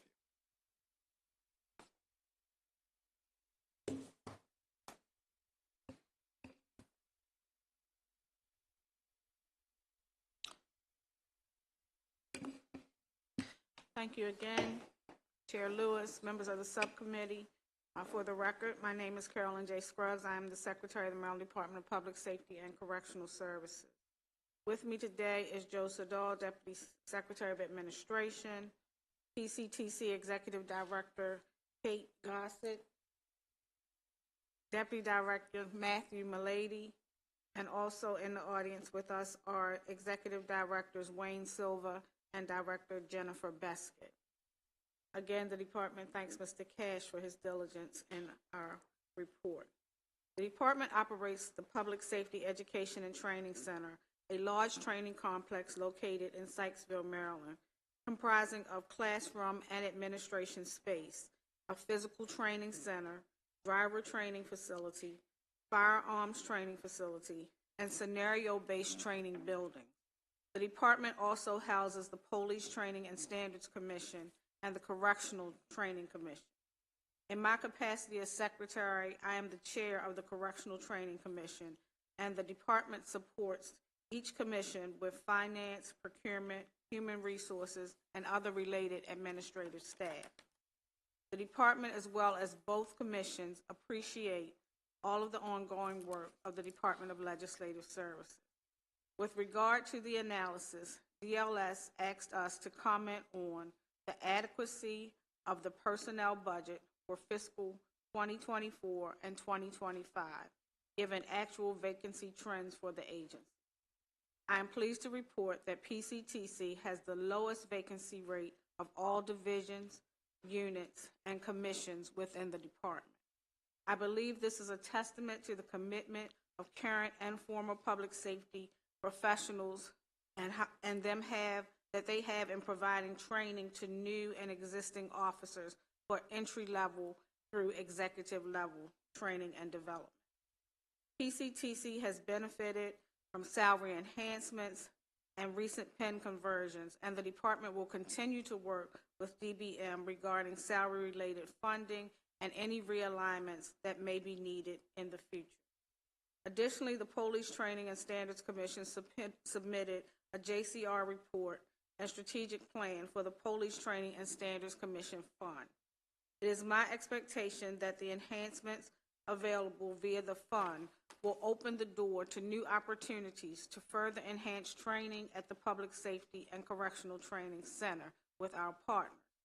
We're happy to report that we are currently on track to implement the new learning management system for fall of 2024. I would also like to clarify another issue that was raised in the analysis, stating the performance measures do not measure the quality of the intervention. In accordance with the state's Management for Results reporting processes, the department collected data on the effectiveness of the training provided to prepare employees for both entrance level and supervisory roles until FY 2019. Over time, the priorities of the legislative body shifted to an interest in the utilizations of the PSETC. As the department altered the MFR measures reported, the staff never lost focus on the importance of the training evaluation. As such, training is constantly being evaluated internally and through partnerships with various training directors, organizations, as well as chiefs and sheriffs associations, and with the Correctional Administration Association. Despite being the smallest units within the department, PCTC annually supports the more than 25,000 mandated police and correctional employees in the state through certification and training. I would like to close by stating I am proud of the work that is being done at PCTC and their dedicated employees and the daily contributions they make to public safety. With that, I'll take any questions. Thank you for the remarks. Colleagues, any questions? Delegate Spiegel, and then I'll continue. Thank you, Mr. Chair. Madam Secretary, thank you for all that you do and for all of your testimony and input. I wanted to ask about the Apex simulator and any other sort of immersive virtual reality type training technology that you all are exploring or implementing. And I'm wondering if the department has had any conversations or taken any steps to think about ways to ensure with vendors that you are working with safeguards against the sort of algorithmic bias that we sometimes see in this type of new technology to ensure that the training experience for staff going through it doesn't have any other kind of inherent biases kind of baked in as best we can. I mean, we're never going to be perfect, I suppose, but to try to address those technological issues that we're hearing about these days. Thank you. I'm going to let Mr. Silver tell you. Thank you, Madam Secretary. Ladies and gentlemen, I'm Wayne Silver. I'm the Executive Director of the Police Training and Standards Commission. I'm very familiar with the APEX system. I was on the team before I was Executive Director that made the recommendation to purchase it.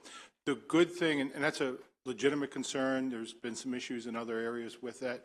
What is good about the APEX system is it's fully customizable, but the instructor never loses control of it. So in other words, one of the benefits of it is that regardless of whether we're teaching police officers, correction officers, or members of the administrative charging committees, we can customize exactly based off of the objectives of the learning environment. So we don't have to worry about it, for lack of a better way, going rogue on us. Everything is controlled by the instructor to include how the scenarios are established. They're all customizable. If you want 10 witnesses on scene, you can have 10 witnesses on the scene. What it also does is that at any time the instructor can intervene. The instructor talks for all the individuals who are in the scenario, and there's always a safety officer right next to the students who are going through in case there's some type of glitch with the system. You know, one of the biggest issues we've had with the system is people get so immersed in it that if there's a car, they lean on the car, and we have to make sure they don't fall over. So I understand those concerns, but we can tailor it specifically to the objectives we're teaching, and we can control whatever happens in that scenario down to the smallest detail. Great, thank you. Vice Chair Ivey. And thank you, Madam Secretary, for being here today, to the entire panel that's here with you. Just wanted to ask if you could speak to us, just for the record, about any implicit bias training that takes place in your organization. Matt?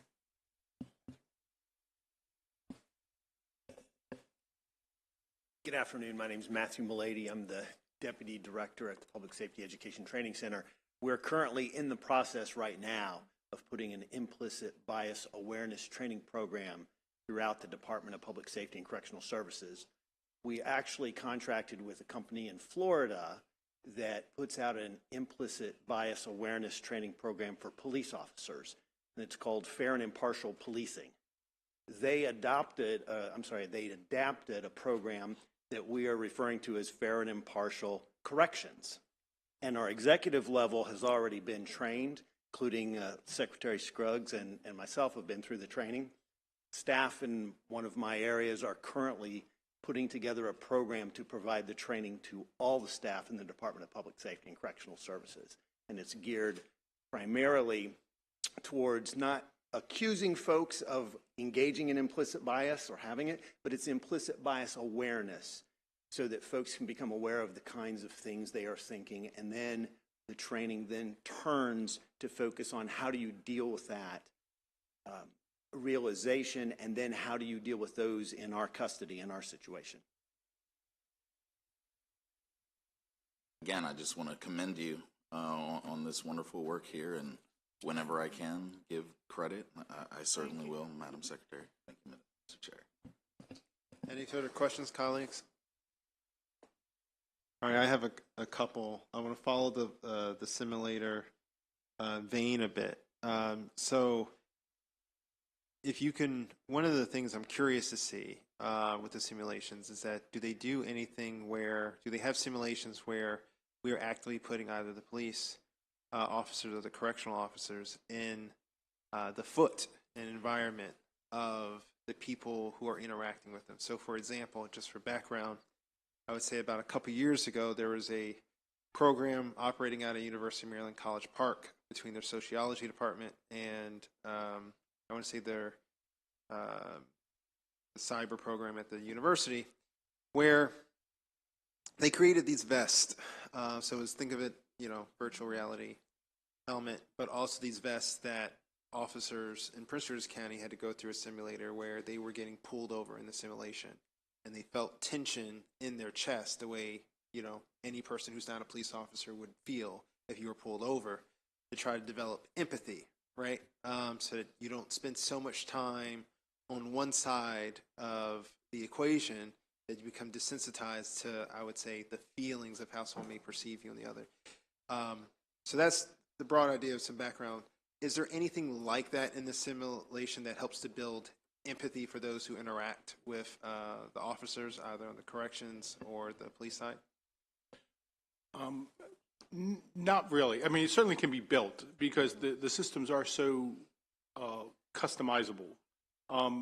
Agencies can use it however they could build that into it. Now, it may not be where there's a vest that they can put on. Yeah, it was just an example. But along with that, it really comes back to the curriculum. And one of the things we've done with the curriculum on the police side is we've revamped all of our objectives, focusing on human performance of the officers and the individuals. And it's interesting, Dr. Lewis, that you would use the example of a vehicle stop, because that's one of the ones we use oftentimes to kind of I'm going to put you in their shoes type of things on both sides. And we do that not only with the police officers, but we also do it when we train the administrative charging committees and the trial boards to really say, you know what, you could have two individuals who are at the same situation with the same circumstances and factors, and they see it completely different, and neither one is lying. And that is a big part of what we've really tried to emphasize with our new entry-level objectives and also rolling them out into the in-service objectives as well. I think the work you guys are doing on the simulation is I tip my hat to you all. I think it's great. I would encourage, I don't know where they're currently at University of Maryland, but I would encourage some outreach to the sociology department, particularly a professor, Dr. Rashawn Ray, who had been working on that. There might be some potential for collaboration. Obviously, it's not a requirement. I'm not going to put in some language, but I would just encourage. The other thing I was going to see was that, so I saw that there's been some staffing up of training for the police accountability boards. I just wanted to turn, is that adequate? How many people do we have dedicated to that training? Because that's a crucial function for the people in the accountability boards to be trained in order to opine. And if enough people aren't getting trained, then the boards won't be able to function. So what we did over the past year, last year was a heavy lift. We trained every ACC in the entire state and the Baltimore City, and to include the statewide, which Matthew is very familiar with. And we trained all of them, as well as the trial board members and the civilian, both we trained the entire administrative law judge office. So we're over that heavy lift, but we have those, that resource that has really come on because we've done it. It was basically myself and a few other instructors who did it personally. And while we enjoyed it, we did realize that it's an ongoing training because as members of the ACC drops off, we'll continue. We're anticipating 50 to 60 members who are going to train each year. So that extra person that we received last year is really going to be integral in helping us meet that while also meeting the other requirements we have. So as things currently stand, I certainly can't talk to the secretary, but it's working. It's working. Matthew? One final one I have, and I see there may be another question from a colleague, is so 2 years ago, the Police Standards and Training Commission, we also put training of special police officers under them. Now, just wondering if you guys had any feedback on how is that going? It used to be the case that they didn't really have any required training other than firearm safety. Now they have a decent number of hours, not what a full police officer would get to do annually. How is that going? We haven't had any issues or concerns with it. We work very closely with the Maryland State Police Licensing Division in developing that. We just did something very similar for security officers to improve them. What we are looking at, matter of fact, I have a meeting this week where because as I said, we updated all the training objectives for police officers and created them for security officers and HDU officers, that we're looking to update the special police objectives as well. Not because there's been an issue. Maryland State Police has advised that it's been going very good. We keep a list of all the entities that provide the training, to include community colleges, vocational schools, private companies. So we haven't seen any problems, but we are looking at that program right now to just improve it even more. Thank you so much. Vice Chair Ivey? Just to piggyback on some of the points that you're making, there's been so much progress surrounding implicit bias training and testing, so on and so forth. do you all see a possibility where in the future, not today, of course, maybe not even next year, but where there are tests that are taken on the front end of whatever programs that you already have before individuals become sworn officers, because we'll talk a little bit more offline about it, but I know we have staff shortages. I'm not trying to increase that number, but none of us want people on the job who have biases either. So do you have any thoughts there? Absolutely, that's something we'll definitely consider. Thank you. Any further questions, colleagues? Seeing none, thank you guys for phenomenal progress and the work that you're doing. With that, we will move on to the Department of Emergency Management. Thank you, Jacob. Samantha, you can begin when you are ready for a DLS analysis, and then we'll have Secretary Strickland begin.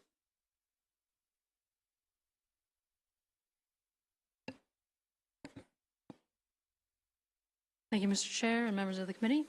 Again, my name is Samantha Topley with the Department of Legislative Services, presenting the fiscal 2025 operating budget analysis for the Maryland Department of Emergency Management.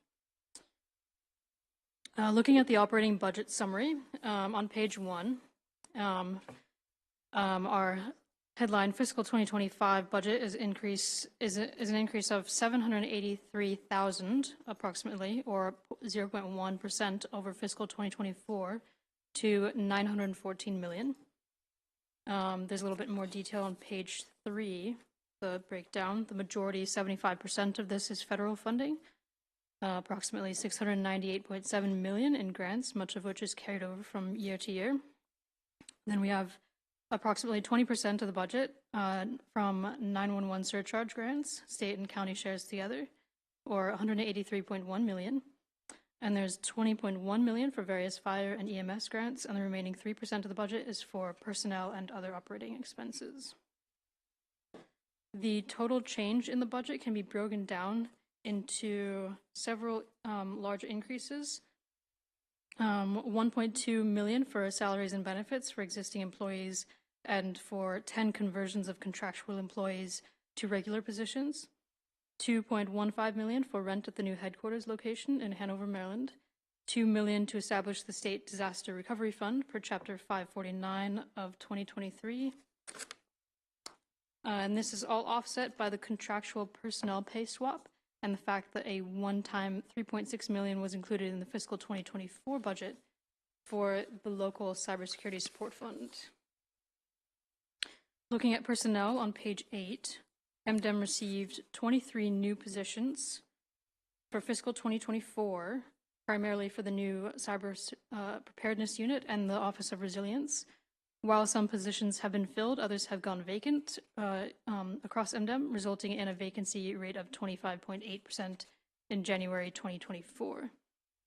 MDEM has reported that a number of vacancies are currently being filled, but we've asked them to comment on any operational impacts from vacancies in the first half of the fiscal year. Regarding new positions in fiscal 2025, all 10 new regular positions are administrative contractual conversions. MDEM reports that it will need further positions to staff the new State Disaster Recovery Division, so we've asked them to comment on a timeline for adding those new positions.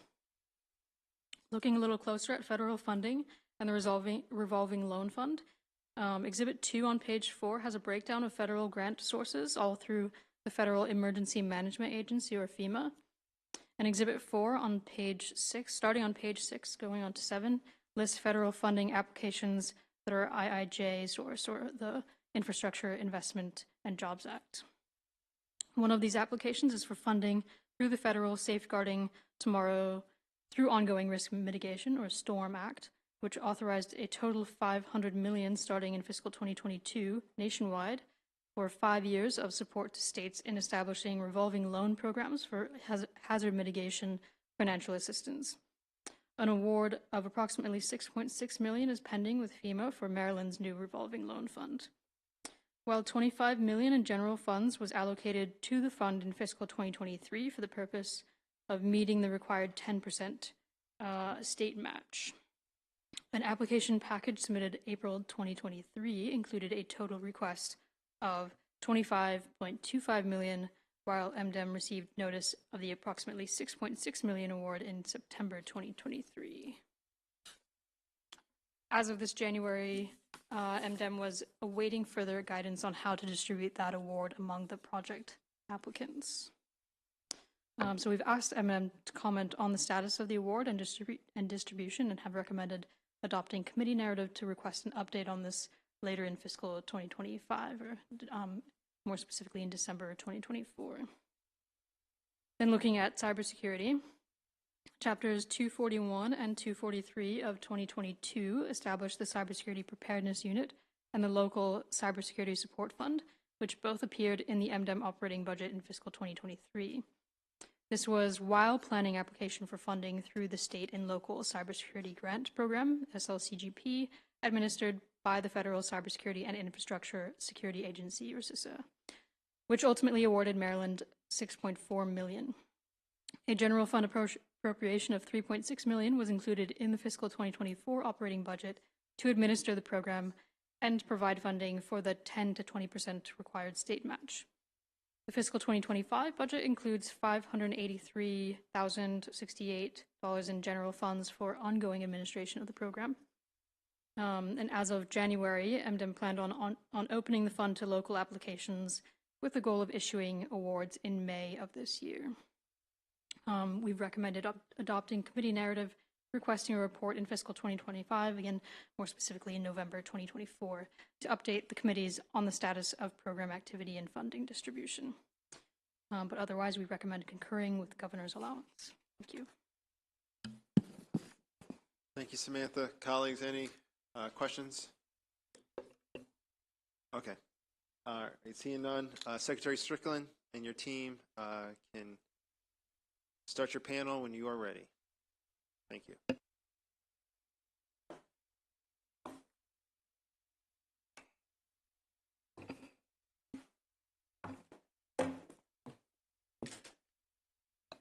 So Chair Lewis, Vice Chair Ivey, members of the committee, thank you for having me here today. For the record, I'm Russell Strickland, Secretary of the Department of Emergency Management. I appreciate the opportunity to update the subcommittee on our department's activities and address the items contained in the operating budget analysis provided by the Department of Legislative Services. I'd like to acknowledge and thank Ms. Tapier, who has spent many hours working with us. She's been wonderful to work with this year. I'd also like to acknowledge Christine Jorge Pena, our DBM analyst, who has provided invaluable guidance throughout this fiscal cycle. So accompanying me today is Deputy Secretary Chaz Eby to my right and Director of Mission Support Janet Moncrief to his right. You have our written testimony, but I'd like a few minutes to highlight some important progress our department has made this year. The governor has set clear priorities and objectives for the executive branch, emphasizing data-driven approaches that support our collective goal to leave no one behind in the state. To that end, we've hired the state's first Chief Resiliency Officer, who has hit the ground running and building out the new Office of Resilience and engaging with state and local partners on how the Office of Resilience can support strategic improvement in our state's ability to reduce our risk and recover from hazard impacts.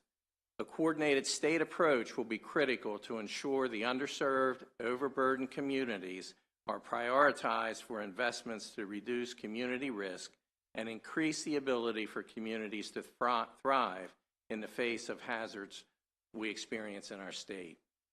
In addition to the Office of Resilience, MDEM has prioritized other risk reduction efforts, including the ongoing build-out of the Maryland Mesonet system, a statewide network of real-time meteorological stations that transmit critical weather data to inform the National Weather Service of conditions on a hyper-local basis and support, alert, and notification to the public of weather impacts.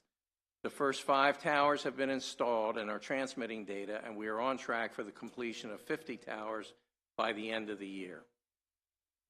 Recognizing that no matter how much risk reduction we do, we will always need to respond to new threats and hazards. Our consequence management team has been working hard to update our plans and establish capabilities necessary to prepare for potential impacts. Just one example of this is our now fully staffed cyber preparedness unit, which is working closely with the Department of Information Technology and local emergency management offices to provide planning support and compile resources and best practices available to improve local government's capabilities in responding to and managing cyber incidents. We also have made some important additions to our senior leadership team, including the hiring of a new executive director for the Maryland 911 Board. MDEM is committed to supporting the 24 public safety answering points around the state, both through the Maryland 911 Board's responsible and effective management of the 911 Trust Fund, and through MDEM's ability to provide assistance to PSAPs experiencing disruption in services. Lastly, I'd like to highlight our department's role in providing both fiscal management and technical assistance for a number of federal grants that underpin all aspects of emergency management here in Maryland.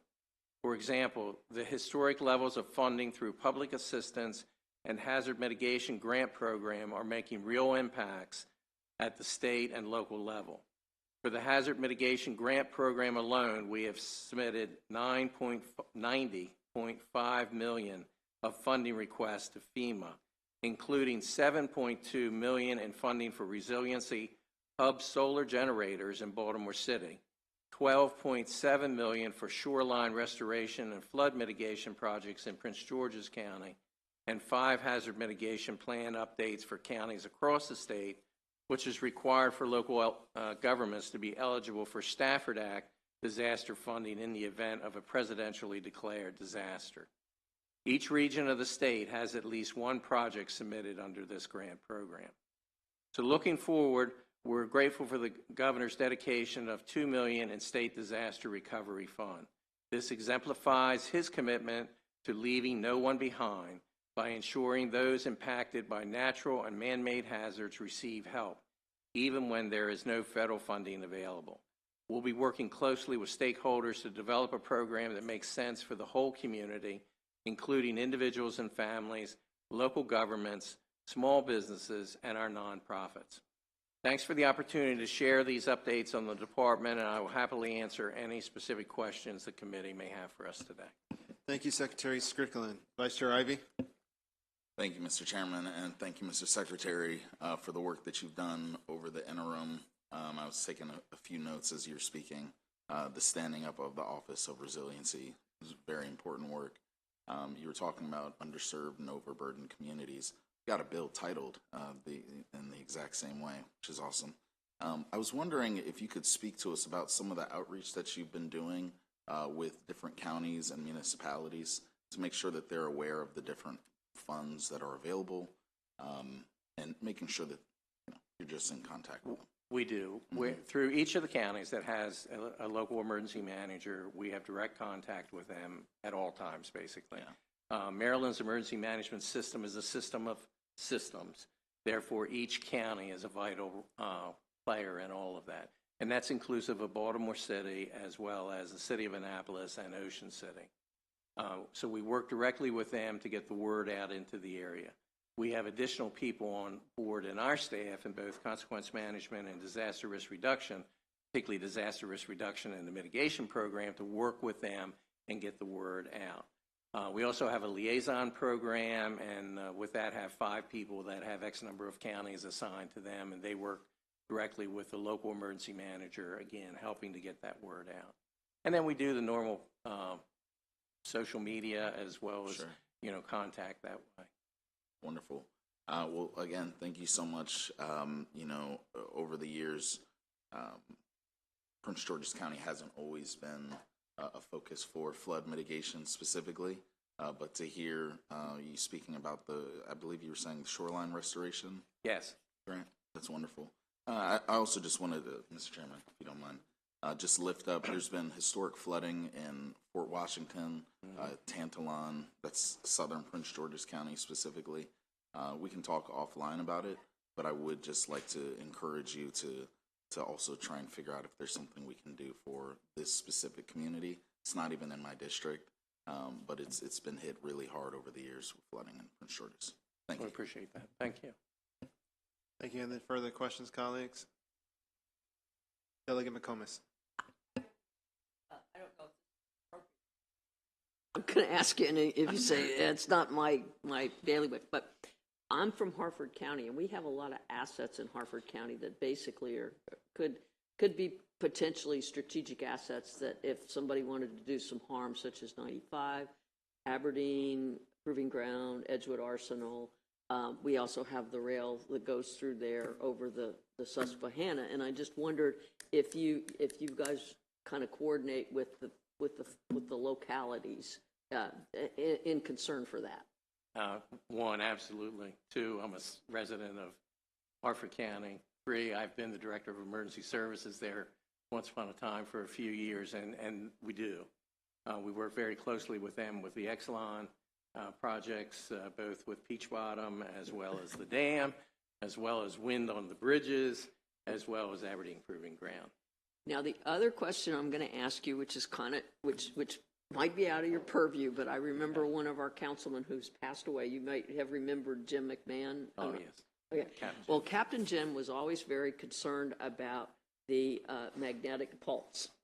So, just any thoughts on that? And I mean, it may not be in your wheelhouse. Actually, well, we're an all hazards entity today. So yes, it is in our wheelhouse. We monitor very closely the daily distribution of a national document that FEMA puts out, and at least 4 days out of the week, they make comment on solar weather and EMP.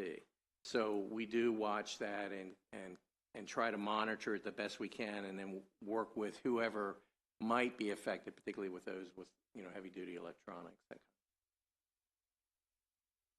My concern is if they ever want to do it, whoever wants to do it, it's a problem. Yes.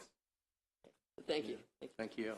Thank you, Secretary, and your staff for the phenomenal work you guys are doing and the outreach. I know that the Vice Chair brought up, the degree that you guys need to work with us to help get the word out of some of the outreaches you guys are doing. We're more than helpful to assist with that, too. We appreciate that. We'll take you up on it. Wonderful. Seeing no further questions, thank you for your time. We are adjourned for today. Thank you.